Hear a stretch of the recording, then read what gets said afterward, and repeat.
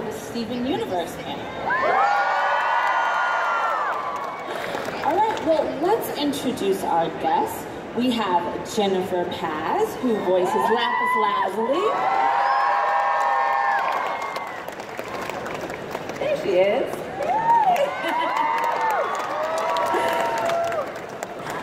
We have Michaela Diaz, who voices Amethyst.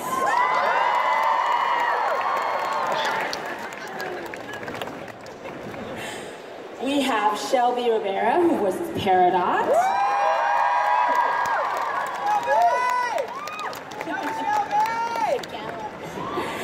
And we have Grace Relic, who voices Connie.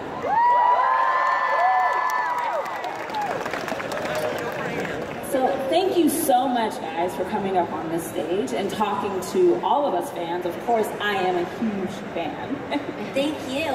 We have an announcement to make. Thank you. We are so excited to be here.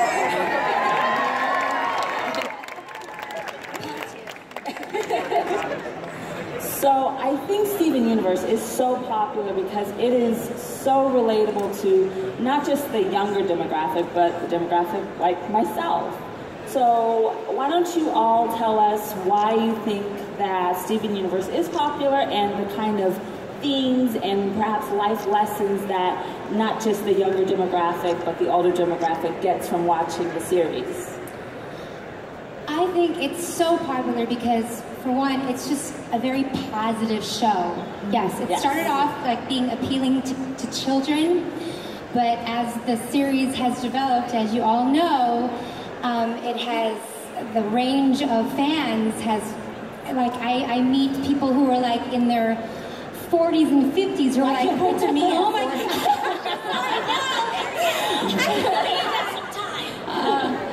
That are like, oh my gosh, I love the show. I watch it with my kids. And it's just very positive messages, very inclusive, progressive, relatable characters, and you're seeing things for the first time on the show that you've never seen before. Definitely. Yeah? You guys want to talk about that over here? Yeah.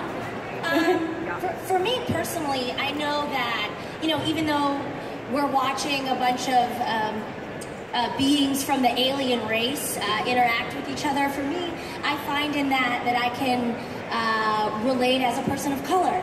And through this show, I've definitely like sort of Jasper. You're Jasper. But that LA traffic, though, yeah. I know. It's like VIP parking. Yeah. I got rescued by a golf cart, so. got rescued by a golf cart too. Oh, no, I was just saying. I know we were in mid-thoughts. So Dude, all good. I was just saying this show has really helped me become more proud to be an Asian American woman. I think the show for me has themes of it's of exploration in feelings, like feeling fear, working out those feelings of fear, being vulnerable, being scared. Just, you know, we're on this journey with Steven as he's growing up with these gems. And a lot of the themes that are written by our awesome Steven Universe, they explore feelings that I feel like that are important for everybody, no matter what age you are, to keep thinking about. We all still feel scared as adults. Of course. And Steven Universe offers, it's a vehicle to go on a journey with Steven and the Gems and feel all the weird feelings, the good, the bad, the happy, the sad, and the awesomeness. Yeah, and I think also right now Steven Universe's messages are extremely timely, because I think that a show that is for children but also can be enjoyed by all ages, talking about the importance of love and how that can overcome so many difficulties and differences between people is super, super important right now. Yeah, definitely timely, especially with what's going on in the world right now. Yeah, but yeah, completely agree. So with all of your different characters, you all are unique in your own way, and when you have to portray these characters, how do you relate to them and how do you convey this certain personalities and characteristics of them? Like, how do you connect with them on a personal level when you have to go in the booth and voice them and bring them to life? Oh gosh, well, with Lapis Lazuli, any Lapis fans out there? Yes? I mean, out of all the gems, she's kind of like the most mysterious one still, but she's the newest member, right? Yes. And reunited, she came back, so she's officially part of the Crystal Gems. Yay! But I think she's so relatable because she's the character that has been dealing with a lot of post-traumatic stress and like just post-trauma. And for me personally, like I deal with some anxiety and depression. And these themes are very, very important to be able to address. Again, because it's so timely, and just dealing with how to cope with fitting in and getting over stressful situations. So for me, I credit the writing. It's so great how these characters are so well developed, and they come from a real place. And with Lapis, like she's really had to earn her way, and also the way she's been relating to the other gems. You're really seeing her earn the trust with like Peridot and her friendship, and with Steven, I love just how he really empathizes with her. So I can relate to that in so many ways. Oh wow. So good, Michaela, good. I eat a few snacks. Ooh. I think that there's something I think that there's something to Amethyst shape-shifting. It's like she's trying so hard to fit in, or in some cases to really stand out.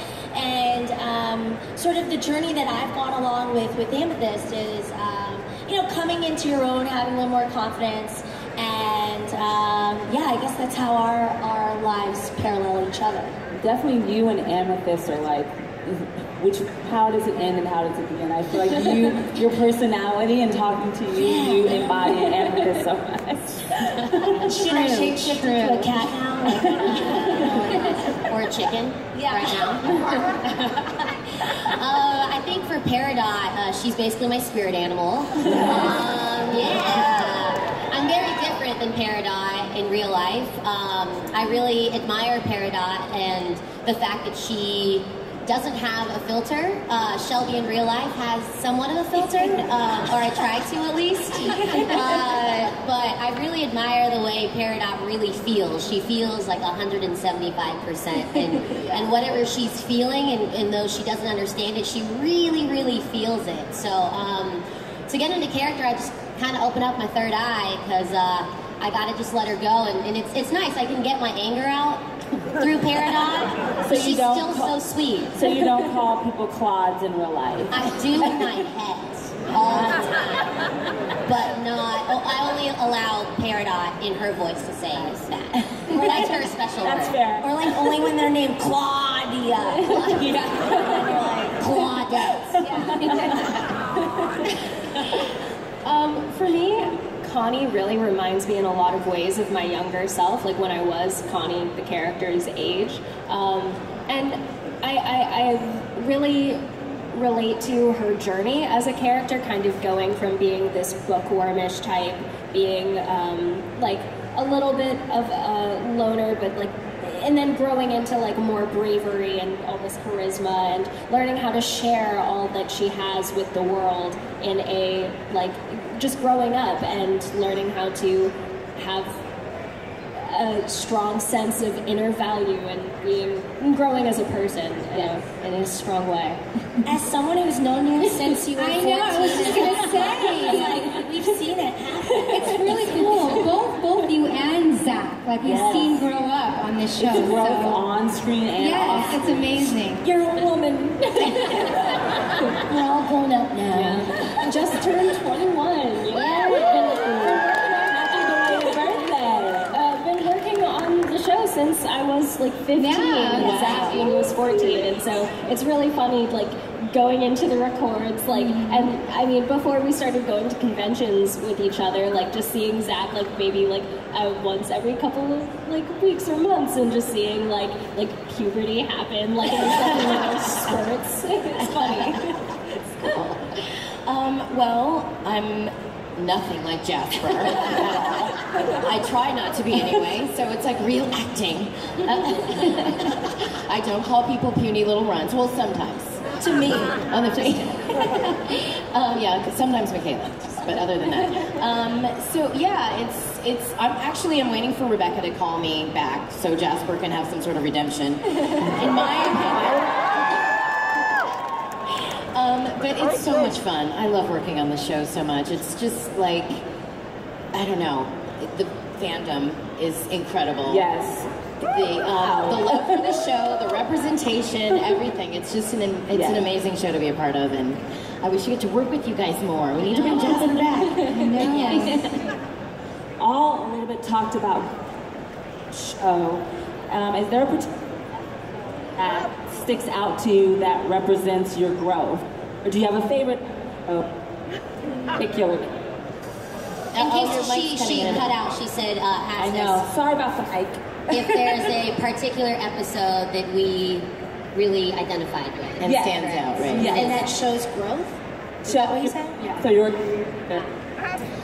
Oh gosh, I think with Lapis,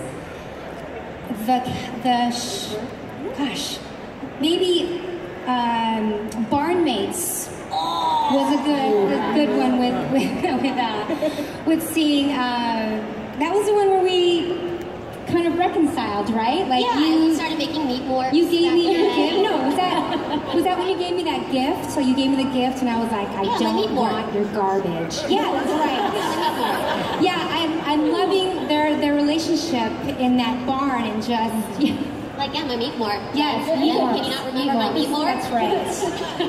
I wish you. And your note, that amazing note, that when you gave me that note, you remember? Oh yes. Thank you so much for, I don't know. Anyway, yeah, so Barnmates, I think is my favorite because you can really see the dynamic with Peridot and Lapis, and you can see her like finally sort of adjusting to her new environment, again, with seeing her evolution, and she's really trying. She's kind of a misunderstood character, so I think that the fact that she's trying to fit in, she should be given some credit. Yeah, she's trying, you guys. So yeah. I wish you guys would open up a real Meat Morp store on Etsy. Awesome. A Meat Morp gallery. For sure. Fave that. Okay. For me and Amethyst, I would say a recent episode, What's Your Problem? I think, I mean, she was deemed by Steven at that point as the most mature crystal gem.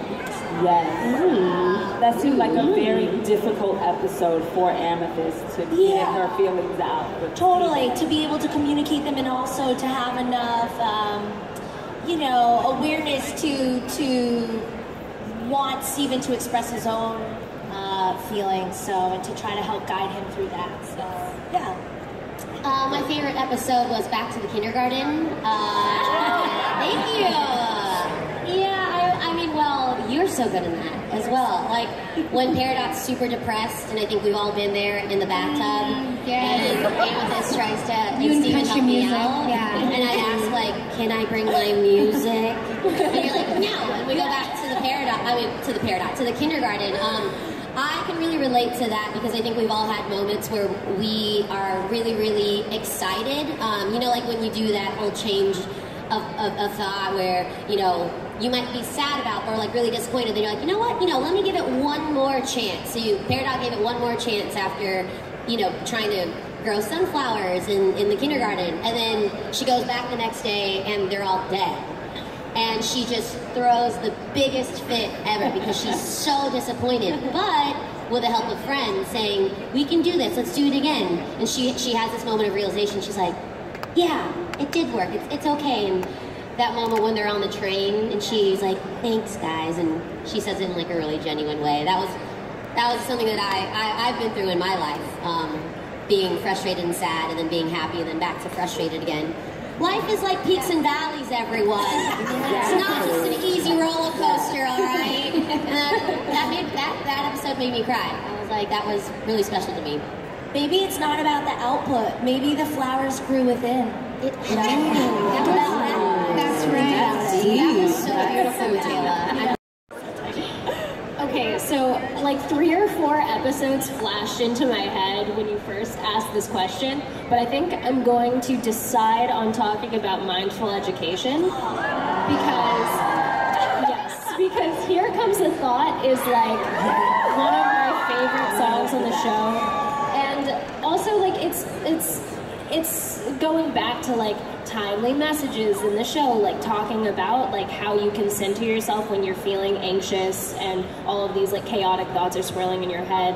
It's like so great that is a message that was able to be put into the show. But for Connie as a character and through Stevani, Connie, it's part of like growing up and learning how to like, I mean, if you're going to be a warrior, you're going to have to learn how to figure out how to silence your worries and get through what you need to do in a way that isn't just squashing it down, because that's only going to make it bubble up, but actually working through it and breathing through it and getting through it in a mindful way. I think that was an important moment for Connie and for Steven, and so Stevani.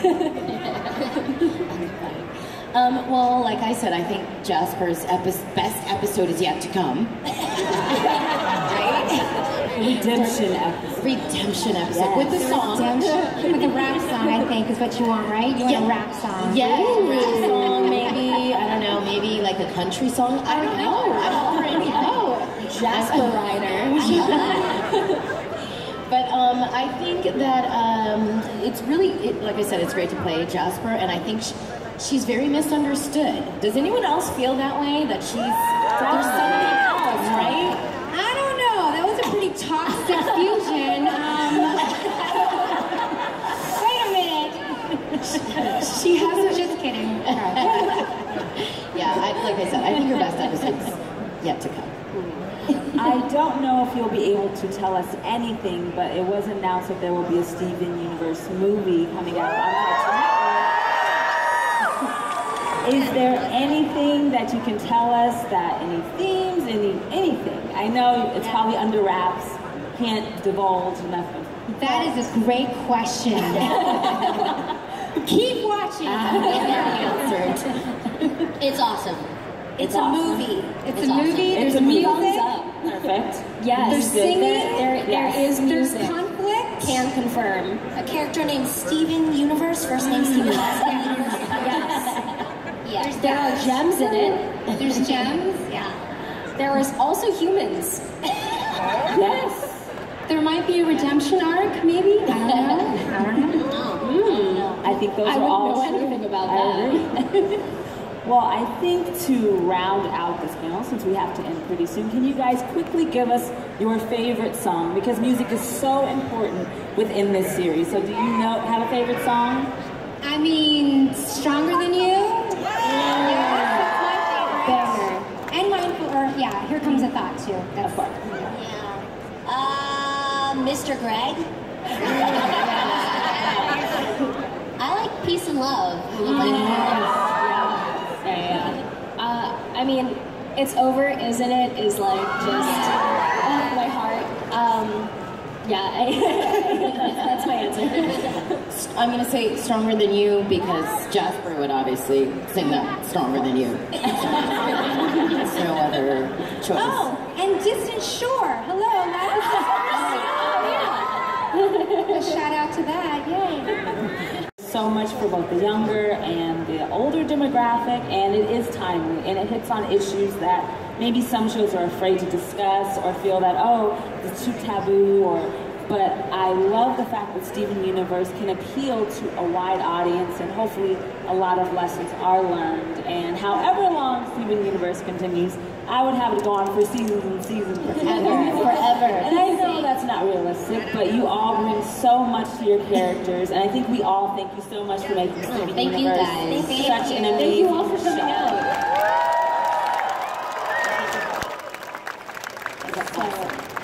thank you guys so much for coming to the Steven Universe panel. I hope you got a little bit more insight into these characters. I know I did. And thank you guys for coming. Thank you. Thank you so much. And we'll be signing over here. Yes, they'll be signing. Go see them. Yes, the signing corner.